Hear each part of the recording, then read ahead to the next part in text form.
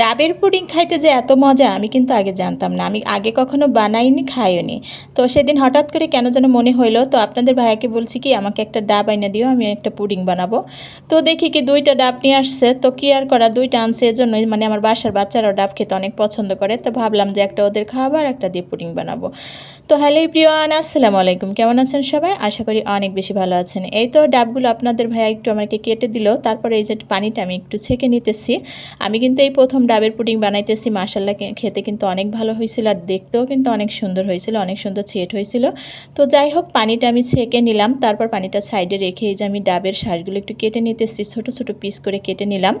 এই দেখুন না, সুন্দর করে কিন্তু কেটে নিয়েছে, আরও ছোট করে কাটলে আরও ভালো হতো। আমার দেখা যায় তাড়াহুড়ো করে বানিয়েছি, অনেক রাত্রে বানাইছি, মানে বাচ্চারা ঘুমাইছে ওই ফাঁকে আর কি বানাইছি, যাতে করে কালকে মানে সকালবেলা খাইতে পারে। তো যাই হোক, এই যে এর ভিতরে একটু আগার আগার পাউডার দিয়ে দিলাম, মানে 1 চামচের মতো, আর এই যে একটু চিনি দিয়ে দিলাম, আর 1 চিমটি লবণও কিন্তু দিয়েছি।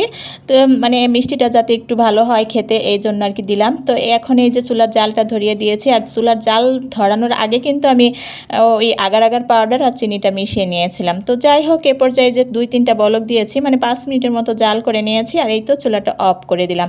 এখন আমি এই পানিটা একটা পাত্রের মধ্যে ঢেলে নিব। আর এইখানে না আমি একটা আপুরা অনেক বড় ভুল করে ফেলাইছি, মানে আমার একটুও খেয়াল ছিল না যে নারকেলের শাঁসগুলো যদি আমি একটু নিচে দিতাম, তারপরে যদি পানিটা দিতাম, তাহলে আর কি দেখতে মানে পুডিংটা ঢালার পরে দেখতে বেশি সুন্দর হতো। তো কি আর করার, আমার একটুও খেয়াল ছিল না, মানে প্রথম প্রথম বানাইছি, এজন্য আর কি মনে হয় ভুলটা হয়ে গেছে। তো যাই হোক, দেখতে যাই হোক না হোক একটু উল্টিয়ে নিলে আর কি হয়ে যাইতো। তো যাই হোক, এরপর যে ডাবের শাঁসগুলো দেওয়ার পর আমি কিন্তু ঠান্ডা হওয়া পর্যন্ত বাইরে রেখে তারপরে ফ্রিজে রেখে দিয়েছিলাম। পরের দিন সকালবেলা এই যে বের করেছি, মানে সকালবেলা বলতে কি সকালের পরে 10টা-11টার দিকে বের করেছিলাম।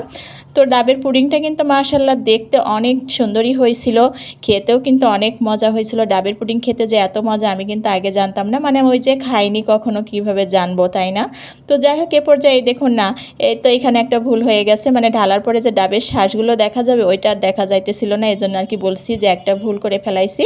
তো আপনারা যে ডাবের পুডিং কখনো বানাননি, নিচে আর কি ডাবের শাঁসগুলো দিবেন, তার উপরে পানিটা ঢালবেন, তাহলে ওই যে ডাবের সাদা সাদা অংশটা উপরে থাকবে, দেখতে আর কি ভালো লাগে। তো যাই হোক, এ পর্যায়ে দেখুন না কত সুন্দর হয়েছে আমার পুডিংটা, দেখতে যেমন হয়েছে মাশাআল্লাহ খেতেও কিন্তু অনেক মজা হয়েছিল।